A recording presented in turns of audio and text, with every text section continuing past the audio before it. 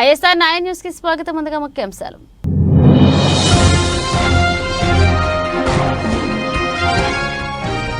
గాజాలో కాల్పుల విరమణ పాటించాలని ఐరాస తీర్మానం. ఓటింగ్ కు భారత్ దూరం.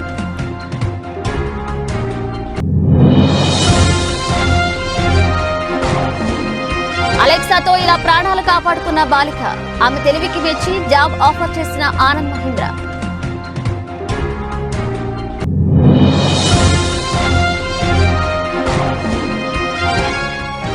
భారత్ కొద్ది మంది వ్యక్తుల సొత్తు కాదు. జైపూర్ సభలో కీలక వ్యాఖ్యలు చేసిన కాంగ్రెస్ అధినేత్రి సోనియా గాంధీ.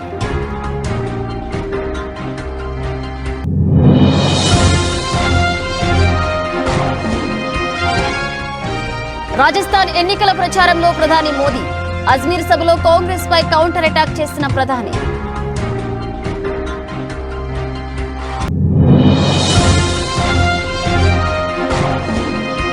కవిత కేసులో మరొక మలుపు. సిబిఐ విచారణపై కోర్టులో పిటిషన్.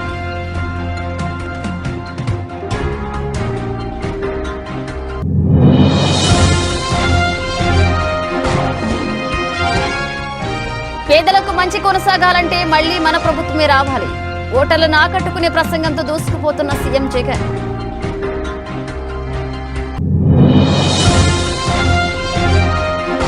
వైఎస్ షర్మిల సునీతపై YCP MP Avinash Reddy comments. మనిషి పుట్టిన తర్వాత విచక్షణ జ్ఞానం ఉండాలని ఫైర్ అయిన అవినాష్.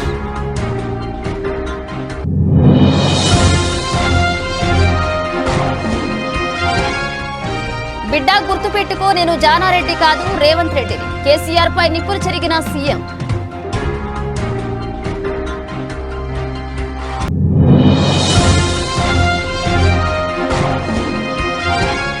రాజస్థాన్ పై కోహ్లీ సూపర్ సెంచరీ. అయినా ఆర్సీబీకి తప్పని ఓటమి.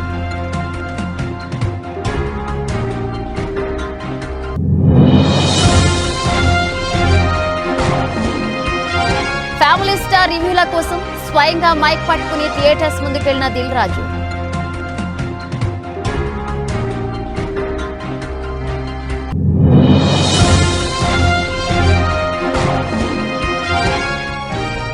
జిగేలమైన పసిడి. సామాన్యుడికి అందనంటున్న బంగారం.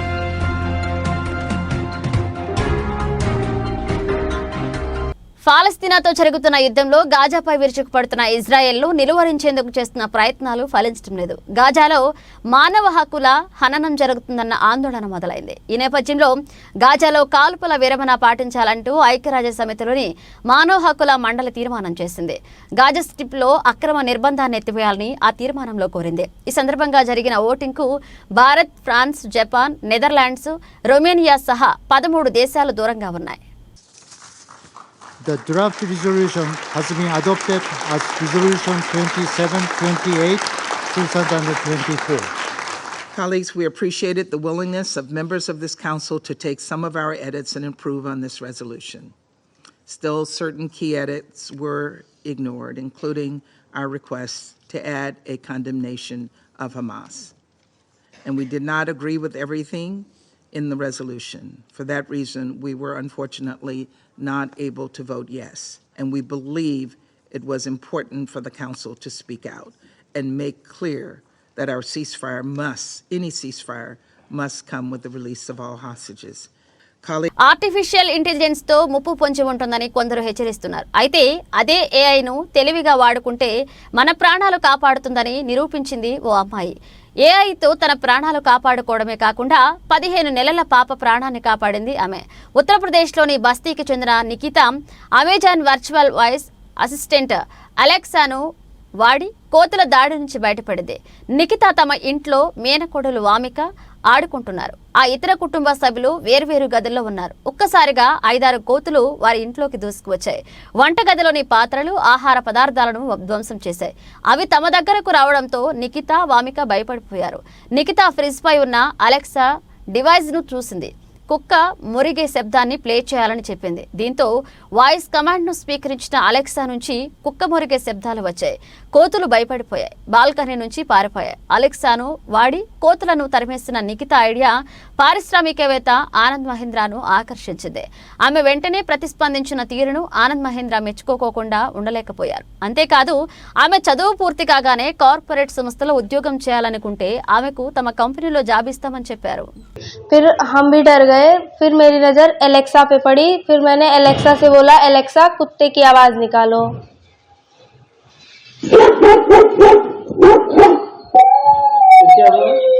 फिर कुत्ते की आवाज़ सुनकर अब आप कौन से जानवर की आवाज सुनना पसंद करेंगे? कुत्ते की आवाज़ सुनकर फिर बंदर एक एक करके डर के भागने लगे. फिर घर के परिजन आए, फिर क्या फिर मम्मी पापा लोग आए क्या? हाँ, फिर उसके बाद जीजू आए और फिर वो पूछने लगे. నిరుద్యోగం, ఆర్థిక సంక్షోభాన్ని పెంపొందించడంలో ఈ ప్రభుత్వం ముందుందని బీజేపీని విమర్శించారు సోనియా గాంధీ. గత 10 సంవత్సరాలుగా దేశం ఏమాత్రం పురోగతి సాధించలేదన్నారు. లోక్సభ ఎన్నికల ప్రచారంలో భాగంగా రాజస్థాన్ జైపూర్లో పర్యటించారు ఆమె. ఈ సందర్భంగా అక్కడ ఏర్పాటు చేసిన బహిరంగ సభలో పాల్గొని బీజేపీ ప్రభుత్వంపై విమర్శనాస్త్రాలు సంధించారు. భారతదేశం కొద్దిమంది వ్యక్తుల సొత్తు కాదని అందరికీ చెందుతుందని Congress parliamentary party chairperson Sonia Gandhi అన్నారు. ఏప్రిల్ 6 శనివారం జైపూర్లో న్యాయ మేనిఫెస్టో ప్రారంభించిన తర్వాత భారీ ర్యాలీలో పాల్గొన్నారు. ఈ సందర్భంగా ఆమె ఈ వ్యాఖ్యలు చేశారు. గత పాలకుల వైఫల్యానికి దేశంలో నిరుద్యోగం, పేదరికం పెరిగిపోయిందన్నారు. అందుకు తమ కాంగ్రెస్ సహచరులు న్యాయం అనే దీపాన్ని వెలిగిస్తారని తెలిపారు. వేల తుఫానులు వచ్చినా వాటిని ఎదుర్కొంటూ ముందుకు సాగుతారన్న పూర్తి విశ్వాసం తనకుందని అన్నారు సోనియా. బీజేపీ ప్రభుత్వం ప్రజాస్వామ్య నిబంధనలను ఉల్లంఘిస్తుందని పేర్కొన్నారు. ఇది నియంతృత్వ పోకడాలకు దారితీస్తుందని ఆమె వివరించారు. ప్రస్తుతం మన ప్రజాస్వామ్యం ప్రమాదంలో పడిందని, దానిని కాపాడుకోవాల్సిన బాధ్యత మనందరిపైన ఉందని సోనియా గాంధీ అన్నారు. ఈ కార్యక్రమంలో కాంగ్రెస్ పార్టీ అధ్యక్షుడు మల్లికార్జున ఖర్గే, ప్రధాన కార్యదర్శి ప్రియాంక గాంధీ పాల్గొన్నారు. ప్రధాని మోదీ ఏం చేయకుండా ప్రతిదానికి క్రెడిట్ తీసుకుంటున్నారని ఖర్గే మండిపడ్డారు. ఏటా 2 కోట్ల ఉద్యోగాలు కల్పిస్తామని తొలి హామీలో యువతకు ప్రధాని మోదీ చెప్పారని చెప్పారు. 10 ఏళ్లలో 20 కోట్ల ఉద్యోగాలు ఇవ్వాలి. దేశంలోని యువతకు 20 కోట్ల ఉద్యోగాలు వచ్చాయా అని ప్రశ్నించారు ఖర్గే. ప్రతి ఒక్కరి ఖాతాలో 15 లక్షలు జమ చేస్తామన్నారు. ఇంత మొత్తం ఖాతాల్లో జమ అయిందా అని అడిగారు ఖర్గే. ఇక 70 ఏళ్లలో కాంగ్రెస్ దేశానికి ఐఐటి, ఎయిర్పోర్ట్, ఎయిమ్స్ ను తీసుకొచ్చి దేశాభివృద్ధిలో భాగమైందని తెలియజేశారు. మన దేశంలో నిరుద్యోగం అత్యధికంగా ఉందని కాంగ్రెస్ ప్రధాన కార్యదర్శి ప్రియాంక గాంధీ అన్నారు. అగ్నిపథ్ పథకం, ద్రవ్యోల్బణం, పేదరికంపై ప్రియాంక గాంధీ మాట్లాడారు. తమకు అధికారం ఇస్తే దేశాన్ని గతంలో కంటే అద్భుతమైన ప్రగతిలోకి తీసుకువెళ్తామన్నారు. లోక్సభ ఎన్నికల్లో కాంగ్రెస్ పార్టీకి మద్దతుగా నిలవాలని ప్రజలను కోరారు. हमारे देश का लोकतंत्र खतरे में है. मेहनत से कड़ी की गई लोकतांत्रिक संस्थाओं को राजनीतिक सत्ता का हथियार से बर्बाद किया जा रहा है. यही नहीं, हमारे संविधान को बदलने का षड्यंत्र रचा रहा. ये तो तानाशाही है और हम सब इस तानाशाही का जवाब देंगे. నవభారత నిర్మాణానికి భారతీయ జనతా పార్టీ కట్టుబడి ఉందని రాజస్థాన్ అజ్మీరా ర్యాలీలో ప్రధాని నరేంద్ర మోదీ తెలిపారు. లోక్సభ ఎన్నికల ప్రచారంలో భాగంగా శనివారం అజ్మీరాలో పర్యటించారు. ప్రధాని మోదీ రోడ్ షోకు భారీ సంఖ్యలో జనం రోడ్లపైకి వచ్చారు. ప్రధాని మోదీకి చేతులు ఊపుతూ అభివాదం చేశారు. రోడ్ షో అనంతరం ఏర్పాటు చేసిన బహిరంగ సభలో ప్రసంగించారు ఆయన. కాంగ్రెస్ ప్రభుత్వంపై మండిపడ్డారు. దేశంలో ఎంతో ప్రతిష్టాత్మకమైన రామమందిర నిర్మాణాన్ని తాము నిర్మించామన్నారు మోదీ. ఈ నిర్మాణంతో మీరందరూ ఆనందంగా ఉన్నారా లేదా అని ప్రజలను అడిగారు మోదీ. కానీ కాంగ్రెస్ వ్యతిరేకించిందని తెలిపారు. నిర్మాణం పక్కన పెడితే ప్రాణప్రతిష్ఠ రోజు హాజరు కాలేదన్నారు. ఈ రామమందిర ప్రాణప్రతిష్ఠ వల్ల మీ మనసుకు శాంతి చేకూరిందా లేదా అని అడిగారు మోదీ. కానీ కాంగ్రెస్ పార్టీకి చెందిన వారు హాజరైతే వారిని దూరం పెట్టే ప్రయత్నం చేశారన్నారు. ఇది శాంతి చేకూరుస్తుందా అని ప్రశ్నించారు. దేశంలో శ్రీరామచంద్ర ప్రభువును అనాదిగా పూజిస్తూ వస్తున్నామని, ఎవరైనా ఇతరులు పలకరిస్తే కూడా రామ్ రామ్ అని వినయంగా సమాధానం ఇస్తామని చెప్పుకొచ్చారు. అలాంటిది కాంగ్రెస్ రామ మందిర నిర్మాణంలో భాగస్వామ్యం కాకపోవడంపై చురకలంటించారు. అలాగే కాంగ్రెస్ వల్ల అభివృద్ధి మొత్తం వెనుకకు వెళ్లిపోయిందని ఆరోపించారు. కాంగ్రెస్ ఎన్నడూ పేదలు, అట్టడుగు వర్గాల శ్రేయస్సు గురించి, యువకుల గురించి ఆలోచించలేదన్నారు. 100 ఏళ్ల భారతాన్ని అభివృద్ధి పదంలో తీసుకువెళ్లేందుకు ఈ ప్రధాని పదవిని పౌరులు ఇచ్చిన గొప్ప అవకాశంగా భావిస్తున్నామన్నారు ప్రధాని మోదీ.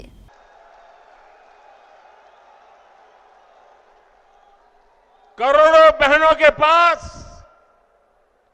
बैंक का खाता नहीं था।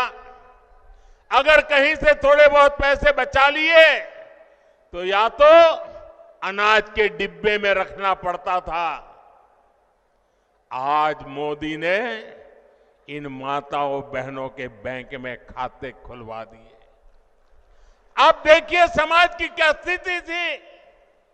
अगर परिवार में खेत है तो पुरुष के नाम पर, घर है तो पुरुष के नाम पर, गाड़ी है तो पुरुष के नाम पर, दुकान है तो पुरुष के नाम पर, और अगर पति नहीं रहा तो बेटे के नाम पर।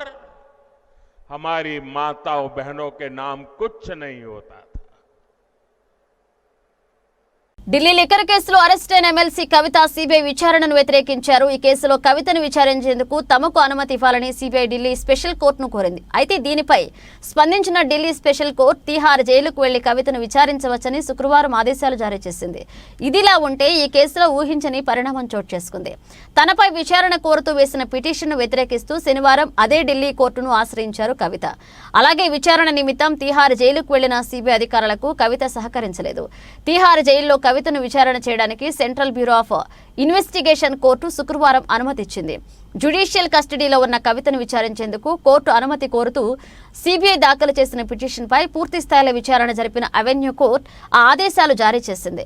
అయితే కవిత తరపు న్యాయవాది నితీష్ రాణా ఇలా వాదించారు. ఆమెకు తెలియకుండా ఎలాంటి ముందస్తు సమాచారం ఇవ్వకుండా కోర్టులో పిటిషన్ దాఖలు చేయడం ద్వారా సిబిఐ న్యాయ ప్రక్రియను విఘాతం కలిగించిందని కోర్టుకు తెలిపారు. అలాగే కోర్టు నుండి అనుకూలమైన ఉత్తర్వులు పొందేందుకు సిబిఐ తన విచారణలో నిజమైన వాస్తవాలను బయటకు చెప్పకపోవచ్చని తాను అనుకుంటున్నట్లుగా కోర్టుకు తెలిపారు. కవిత తరపు వాదనలు వినిపించే వరకు సిబిఐ విచారణకు ఇచ్చిన ఆర్డర్ను తాత్కాలికంగా నిలిపివేయాలని న్యాయమూర్తిని కోరారు.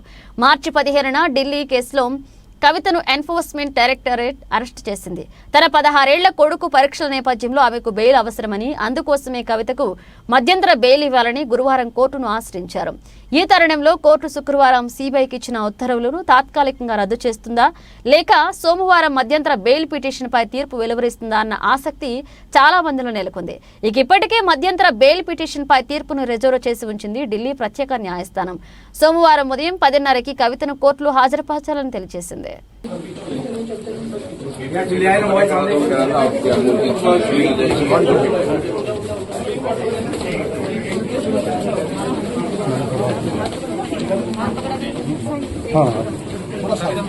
Do you want to say something? Do you want to say something? Sir पीछे हो जाइए, सर पीछे। पीछे हो जाओ भाई, पीछे हो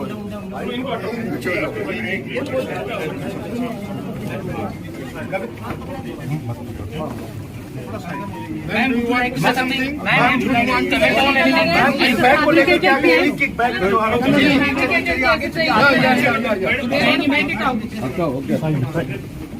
Ma'am, would you like to say something?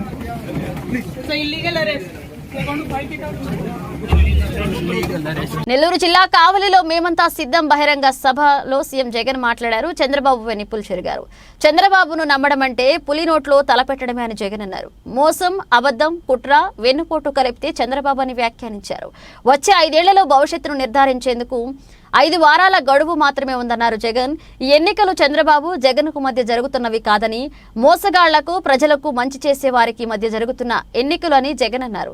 మే 13న జరిగే సంగ్రామంలో వైసీపీకి మద్దతు ఇవ్వాలని జగన్ విజ్ఞప్తి చేశారు. ఎన్నికల్లో వైసీపీకి మద్దతు ఇవ్వడం ద్వారా పేదలు, పిల్లలు, రైతులు బాగుపడతారని జగన్ వ్యాఖ్యానించారు. మంచి చేసిన మనందరికీ, ప్రభుత్వానికి ప్రజలు నీరాజనాలు పడుతున్నారు. అవతలి పక్షం తోడేళ్లుగా, మోసగాళ్లుగా వస్తున్నారు. వచ్చే 5 ఏళ్లుగా మన రాష్ట్ర భవిష్యత్తును నిర్ణయించే ఎన్నికలు జరుగుతున్నాయన్నారు. ఈ ఎన్నికలు ప్రజలను మోసం చేస్తున్న చంద్రబాబుకు, ప్రజలకు మధ్య జరుగుతున్నాయి. ఒంటరిగా ఎన్నికలను ఎదుర్కోలేక కూటమిగా వస్తున్నారు చంద్రబాబు, దత్తపుత్రుడు. వీరికి తోడు బీజేపీని కూడా కలుపుకున్నారు. వచ్చే నెలలో జరిగే ఎన్నికల్లో మన ప్రభుత్వానికి మద్దతు ఇవ్వాలి. రాష్ట్ర ప్రజలకు జరుగుతున్న మంచి కొనసాగాలంటే మన ప్రభుత్వానికి మద్దతు ఇవ్వాలన్నారు. మేనిఫెస్టో చూపించాలంటే చంద్రబాబు భయపడతారు. ఎన్నికలకు ముందు రంగురంగుల మేనిఫెస్టో చూపిస్తారు. ఇక ఎన్నికల తర్వాత మేనిఫెస్టోను పట్టించుకోరు. మేనిఫెస్టోను చూపించే దమ్ము ధైర్యం చంద్రబాబుకుందా అన్నారు జగన్. సామాజిక న్యాయానికి అర్థం నేను చెప్పాను. అక్కా చెల్లెములకు అవ్వాతాతలకు సంక్షేమం అందించాం. 14 ఏళ్లు ముఖ్యమంత్రిగా ఉన్న చంద్రబాబు మేం చేసిన దాంట్లో కనీసం 10% చేశారా అని ప్రశ్నించారు. సచివాలయం, వాలంటీర్, రైతు భరోసా కేంద్రం, విలేజ్ క్లినిక్, అలాగే digital library, English medium school, మహిళా పోలీసు, అక్కా చెల్లెముల ఫోన్లలో దిశ యాప్, వాలంటీరీ వ్యవస్థ ఎక్కడ చూసినా ఉంది. అందుకే ధైర్యంగా ఇన్ని చేశానని చెబుతున్నా. ప్రతి కుటుంబానికి మంచి చేశాను కాబట్టి ధైర్యంగా చెబుతున్నా. ప్రతి కుటుంబంలో మంచి జరిగి ఉంటేనే నాకు మద్దతు ఇవ్వమని కోరుతున్నా అన్నారు జగన్. ఈ మంచి మరో 5 ఏళ్ల పాటు కొనసాగాలంటే ఓటు ద్వారా మద్దతు ఇవ్వాలన్నారు. ఈ ఓటుతో ప్రజలు తలరాతలు మారుతాయన్నారు. కుటుంబ సభ్యులతో మాట్లాడి చర్చించి ఒక నిర్ణయానికి రండి. ఎవరి వల్ల మేలు జరిగిందనే విషయాన్ని లోతుగా ఆలోచించండి. 2014లో చంద్రబాబు ఇదే కూటమిగా ఏర్పడి అమలుకు సాధ్యం కాని హామీలు ఇచ్చారు. ముఖ్యమైన హామీలను చంద్రబాబు ఒక కరపత్రాన్ని విడుదల చేశారు. మోదీ, పవన్ కళ్యాణ్ ఫోటోలు కూడా ఈ కరపత్రంలో వేశారు.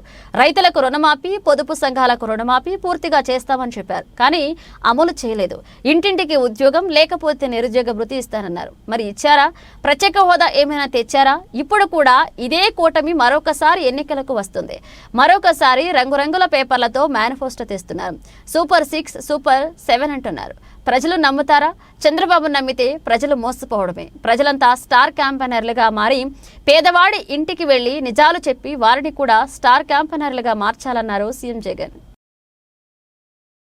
ఎన్నికల వేళ ఆంధ్రప్రదేశ్లోని బద్వేల్లో వైసీపీ ఎంపీ అవినాష్ రెడ్డి ఎన్నికల ప్రచారంలో పాల్గొని వైఎస్ షర్మిల, మాజీ మంత్రి వివేక కుమార్తె సునీతపై మండిపడ్డారు.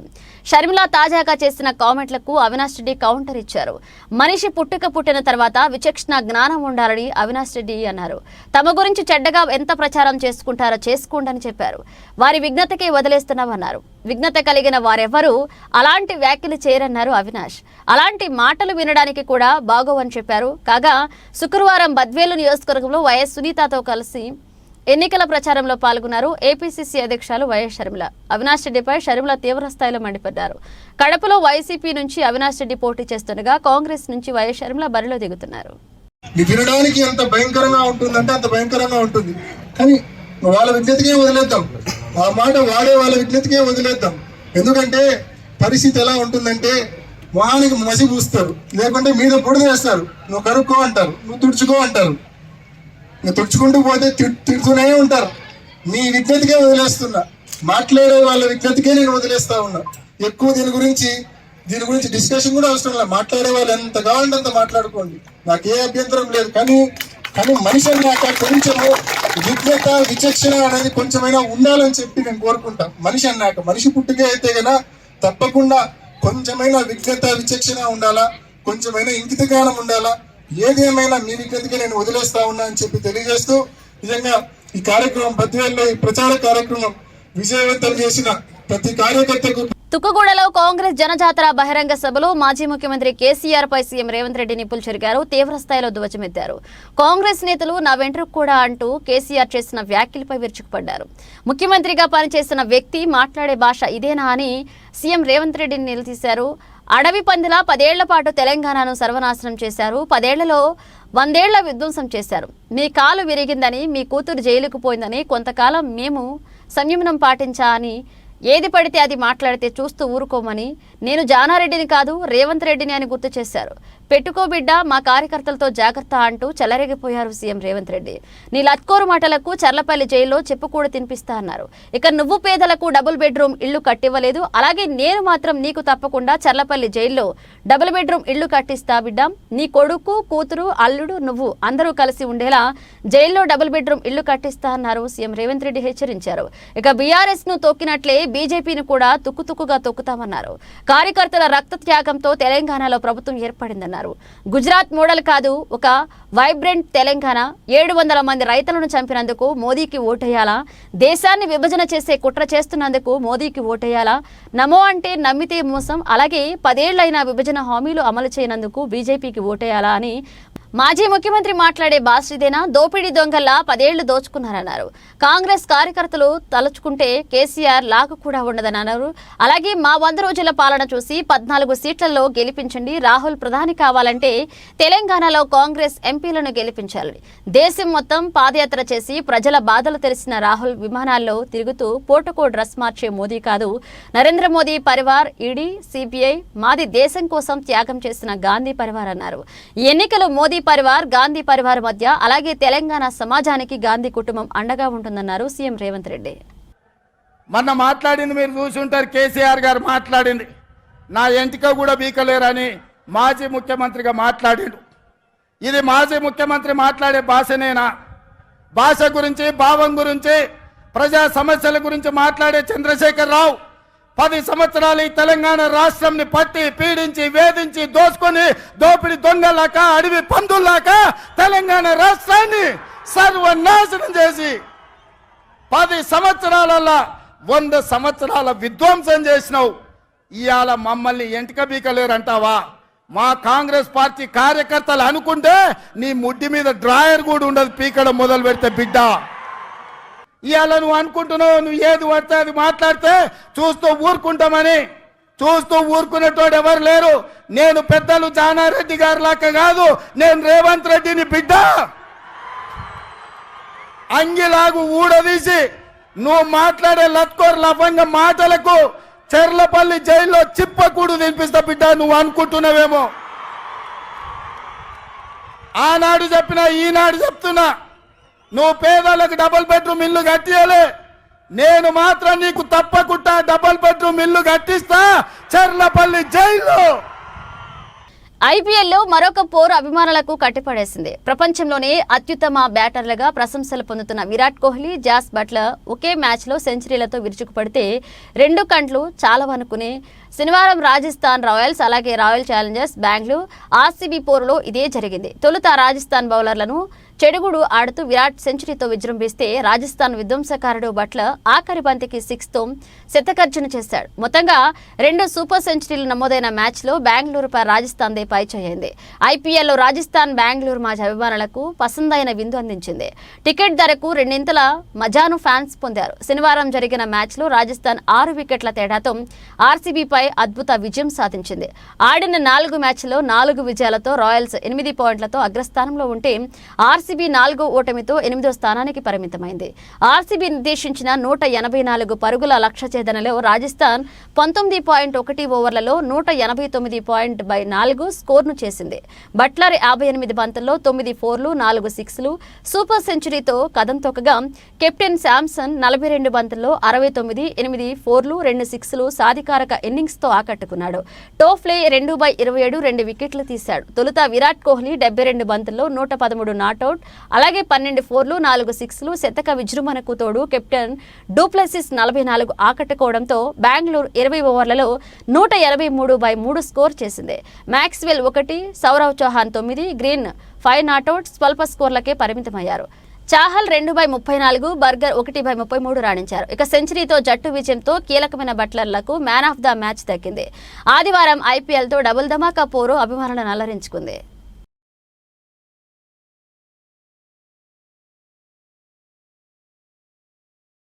విజయ్ దేవరకొండ, మృణాల్ ఠాగూర్, అలాగే జంటగా పరశురాం దర్శకత్వంలో దిల్ రాజు నిర్మాణంలో తెరకెక్కిన సినిమా ఫ్యామిలీ స్టార్ ఏప్రిల్ 5న రిలీజ్ అయిన ఈ సినిమా ఫ్యామిలీ ఆడియన్స్ ని మెప్పించింది. ఈ సినిమాకి దిల్ రాజు టీం బాగా ప్రమోషన్స్ చేశారు. ఎప్పుడూ లేని రేంజ్ లో దిల్ రాజు అన్ని తానే ఈ సినిమాను నడిపించాడు. థియేటర్స్ లో రిలీజ్ అయ్యాక కూడా ఈ సినిమా ప్రమోషన్స్ తెగ చేస్తున్నారు దిల్ రాజు మూవీ టీం. ప్రతి ఫ్యామిలీలోనూ వాళ్ళ ఫ్యామిలీ కోసం కష్టపడే వాళ్ళు, వాళ్ళ ఫ్యామిలీని పైకి తీసుకువెళ్లే వాళ్ళు ఒక ఫ్యామిలీ స్టార్ ఉంటారని, ఆ ఫ్యామిలీ స్టార్ ని కలుస్తామని ఇప్పటికే దిల్ రాజు తెలిపారు. ఇక తాజాగా దిల్ రాజు సినిమా ప్రమోషన్స్ కోసం మరొక అవతారం ఎత్తారు. ఏదైనా సినిమా రిలీజ్ అయితే థియేటర్స్ బయట మైక్ పట్టుకుని ఆడియన్స్ రివ్యూల కోసం పలువురు పడిగాపులు కాస్తారు. కానీ తాజాగా ఫ్యామిలీ స్టార్ సినిమా కోసం దిల్ రాజు మైక్ పట్టుకుని పలు థియేటర్స్ వద్ద ఆడియన్స్ రివ్యూలు తీసుకున్నారు. నిన్న రాత్రి హైదరాబాద్లోని పలు థియేటర్స్ వద్ద దిల్ రాజు స్వయంగా వెళ్లి మైక్ పట్టుకుని సినిమా చూసి బయటకు వచ్చే ఆడియన్స్ వద్ద ఫ్యామిలీ స్టార్ సినిమా ఎలా ఉంది అని ప్రశ్నించి స్వయంగా రివ్యూలు తీసుకున్నారు. దీంతో దిల్ రాజు ఇలా రివ్యూలు తీసుకునే ఫోటోలు, వీడియోలు సోషల్ మీడియాలో వైరల్గా మారాయి.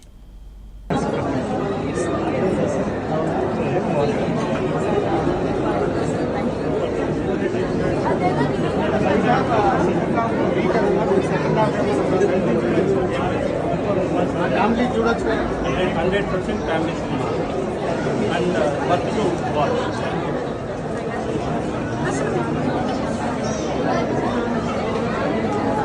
సినిమా బాగుందా? ఏం నచ్చిందమ్మా నీకు? ఫైటింగ్ నచ్చిందా? బంగారం సామాన్యుడికి అందనట్టుంది.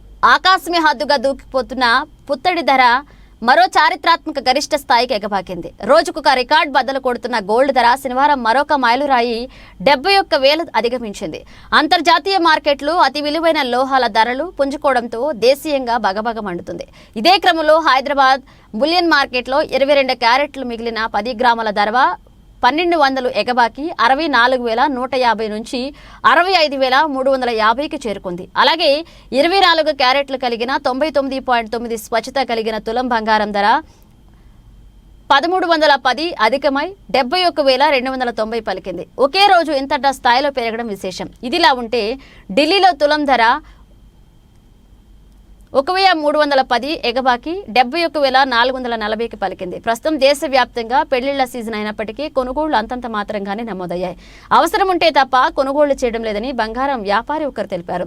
బంగారంతో పాటు వెండి పరుగులు పెడుతుంది. హైదరాబాద్లో కిలో వెండి ఏకంగా 2,000 అధికమై 85,000 నుంచి 87,000కు చేరుకుంది. పారిశ్రామిక వర్గాలు అలాగే నాణేల తయారీదారుల నుండి డిమాండ్ అధికంగా ఉండడమే ఇందుకు కారణం. ఢిల్లీలో వెండి 83,500 పలికింది. శుక్రవారంతో పోలిస్తే 1800 పెరిగినట్లుగా అయింది. భవిష్యత్తులో మరింత పెరిగే అవకాశాలున్నాయని బులియన్ వర్తకులు వెల్లడిస్తున్నారు. అమెరికా ఫెడరల్ రిజర్వ్ వడ్డీ రేట్లను తగ్గించుకున్నట్లుగా సంకేతాలు ఇవ్వడం, రష్యా ఉక్రెయిన్ దేశాల మధ్య ఉద్రిక్త పరిస్థితులు కొనసాగుతుండటంతో పెట్టుబడిదారులు తమ పెట్టుబడులను సురక్షితమైన బంగారం వైపు మళ్లించడం కూడా ధరలు పెరగడానికి ప్రధాన కారణంగా కనిపిస్తోంది.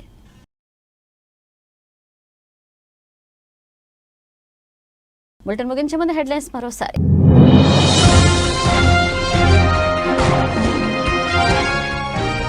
గాజాలో కాల్పుల విరమణ పాటించాలని ఐరాస తీర్మానం. ఓటింగ్కు భారత్ దూరం.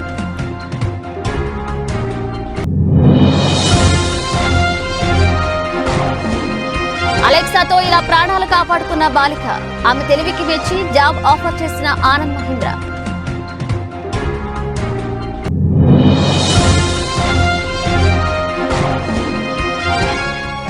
భారత్ కొద్ది మంది వ్యక్తుల సొత్తు కాదు. జైపూర్ సభలో కీలక వ్యాఖ్యలు చేసిన కాంగ్రెస్ అధినేత్రి సోనియా గాంధీ.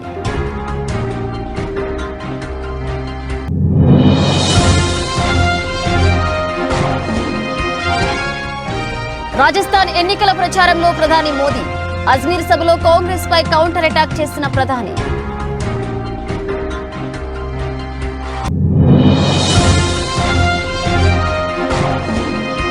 కవిత కేసులో మరొక మలుపు. సిబిఐ విచారణపై కోర్టులో పిటిషన్.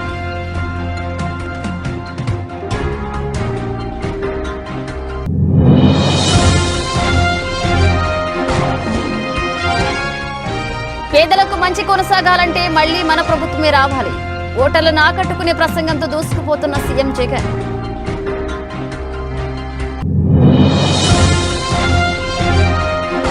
వైఎస్ షర్మిల సునీతపై YCP MP Avinash Reddy comments. మనిషి పుట్టిన తర్వాత విచక్షణ జ్ఞానం ఉండాలని ఫైర్ అయిన అవినాష్.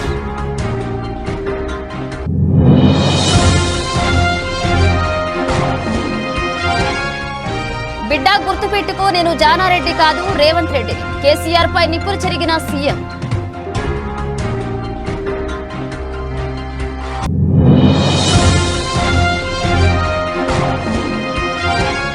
రాజస్థాన్ పై కోహ్లీ సూపర్ సెంచరీ. అయినా ఆర్సీబీకి తప్పని ఓటమి.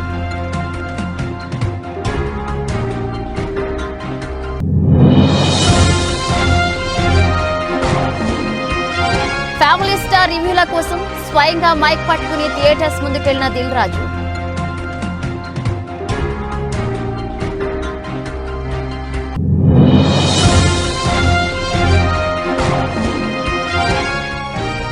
జిగేలమైన పసిడి, సామాన్యుడికి అందనంటున్న బంగారం.